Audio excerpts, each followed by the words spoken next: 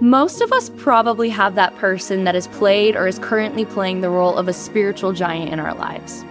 Take a second to think about who that might be. Maybe this person is just a good friend, a teacher, a mentor, or a family member. Maybe their prayer life inspired you. Maybe their hunger for the word and passion for the word makes you hungry for the word. But maybe you simply feel a peace in their presence and you can feel the comfort of the Holy Spirit when you're around them.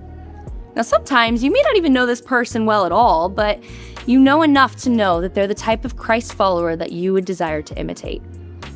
Now, I'm lucky enough to have a couple of wonderful examples of spiritual giants in my life that I desire to imitate. And it's odd to me because I don't even know one of them that well. And the other, I got to see her faith in a mighty way.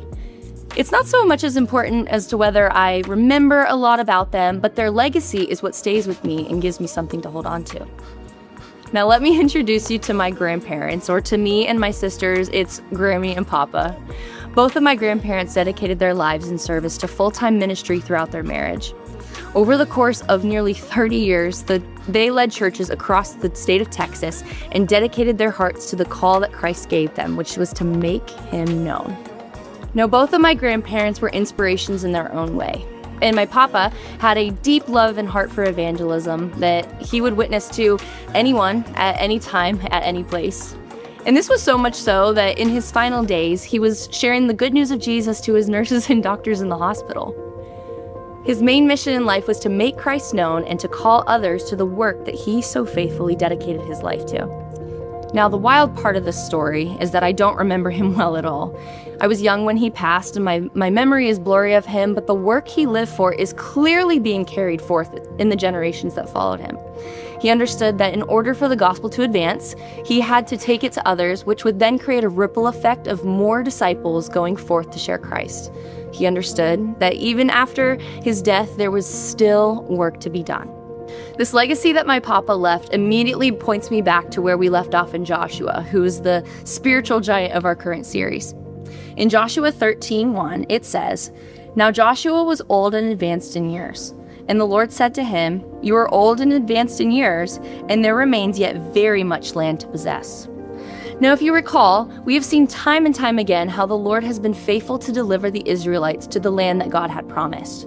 The chapters leading up to this specific moment were full of God's people experiencing many victories with ease because the Lord's hand was involved in all of it. But now Joshua is growing in age, but the Lord is telling him, "Sure, your time is coming when you'll die, but there's still more work to be done in my name." Many Christians who have followed Christ for a long time feel like they've done everything that they possibly could for the glory of the gospel to move forward. And even I've experienced being weary in the work of Jesus. You may be thinking, I've been going fast and I've been going hard for many years or maybe decades. I'm tired. I think I'll just coast from here on out because the mission doesn't need me anymore. Now let me tell you, you're not alone in that feeling. I see you. I understand. I'm sure that the person next to you has even experienced that feeling in some way or another. But what if everybody lived with that mindset? How would the gospel move forward at all if we just wiped our hands clean and said, others can take over, the mission doesn't need me anymore, I'm just taking a back seat? Now, we would rob ourselves of the opportunity to be a disciple that takes the gospel forward. We would be sitting stagnant with a mission that God entrusted us to carry on, and to be blunt, it's just straight up disobedience. But nobody would have blamed Joshua for taking a back seat and coasting even in his old age. But God called him higher. So how do we combat this mindset? How do we answer the call that is calling us higher to live a life on mission even until the end? There's a passage in Hebrews 12, verses 1-3, that gives us a starting point with how to endure, even when we're tired, burnt out, or feeling stuck.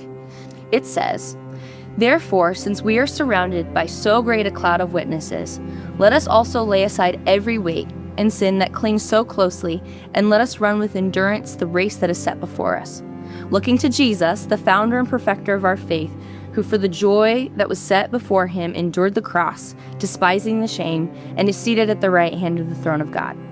Consider him who endured from sinners such hostility against himself, so that you may not grow weary or faint-hearted." And when we forget that there is still work to be done for the mission of Christ, we find ourselves stuck in a routine that ultimately is just not fulfilling.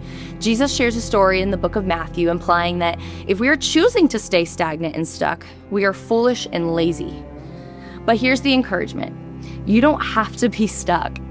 The Lord shows grace to those who need the extra push of strength. So, how do we find that strength? Based on our passage in Hebrews, here are 3 things that we can do to find ourselves in that place. The first one is lay down your weight at the feet of Jesus. God shows love and care to those who are humble enough to admit that they're weak.